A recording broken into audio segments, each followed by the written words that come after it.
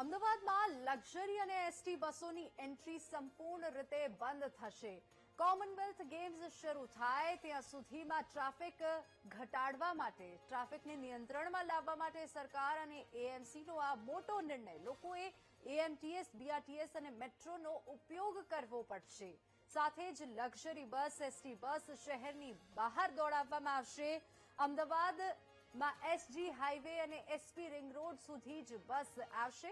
દિન પ્રતિદિન વસ્તીમાં વધારા સાથે ટ્રાફિકમાં પણ વધારો થઈ રહ્યો છે. એએમટીએસ, બીઆરટીએસ બસ અને મેટ્રોનો વધુ ઉપયોગ કરવા સરકારે અપીલ કરી છે. રાજ્ય સરકારના આયોજન મુદ્દે શહેરીજનોએ પ્રતિક્રિયા આપી છે. રાજ્ય સરકારનો નિર્ણય યોગ્ય છે. શહેરીજનોએ કીધું છે કે બસોને કારણે શહેરમાં ટ્રાફિક જામની સ્થિતિ ઊભી થાય છે, જેના કારણે આ નિર્ણય આવકારદાયક છે. ભારે વાહનોને કારણે અકસ્માતો પણ થાય છે.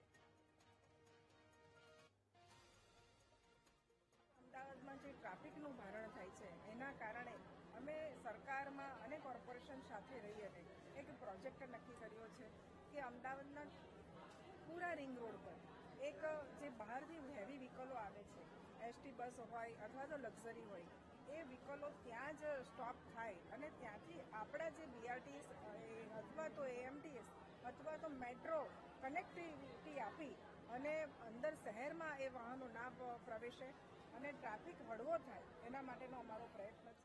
આજે બધી બસો આવે છે, બહારથી બધી સિટીના રસ્તામાં બસો બહુ ચાલે છે, એનાથી ટ્રાફિક કન્જેશન બહુ જ થઈ ગયું છે અને એક્સિડન્ટે બસોવાળા બહુ કરે છે. એટલે એ આઈડિયા સારો છે કે જેને પણ અમદાવાદની બહાર જવું હોય બસમાં, એ હાઈવે પરથી બસ પકડી લે અને સિટીમાં આ બસોને એન્ટ્રી આપવાની જ નહીં.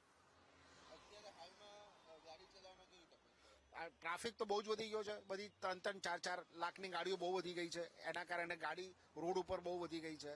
એટલે જો ટ્રાફિકથી બચવું તો બધે ટુ વ્હીલર પર આવી જવું પડશે હવે, એક્ટિવામાં પાછું. અહીંયા 2030માં કોમનવેલ્થ ગેમ્સ લાવવાની વાત થઈ રહી છે. એ પ્રમાણે આપણે ટ્રાફિકનું શું કરી શકીએ? તો અત્યારે તમે જોઈ શકો છો મારી પાસે બી ગાડી છે, બટ બિકોઝ ગાડીમાં ટ્રાફિક બહુ થઈ જાય છે એટલે હું બી મારી વાઈફને આવી રીતે બીઆરટીએસમાં જ મૂકવા આવ્યો છું એરપોર્ટ માટે. તો હવે આમાં કેવું છે કે જે બીઆરટીએસ વાળી લેન છે એ તો એની લેન પર જ ચાલશે કે એમાં તો બહુ કોઈ વચ્ચે ઘૂસવાનું છે નહીં. બટ આ જે અહીંયા જે આપણે નોર્મલ જે રસ્તો છે, હવે આપણે જોઈએ છે સાંજે બહુ જ ટ્રાફિક થઈ જાય છે. આઈ વુડ સે કે અમદાવાદની બી હાલત ધીમે ધીમે હૈદરાબાદ, બેંગ્લોર તરફ જઈ રહી છે. ત્યાં બી એવું જ ટ્રાફિક છે, મેં જોયેલું છે. ફરક છે.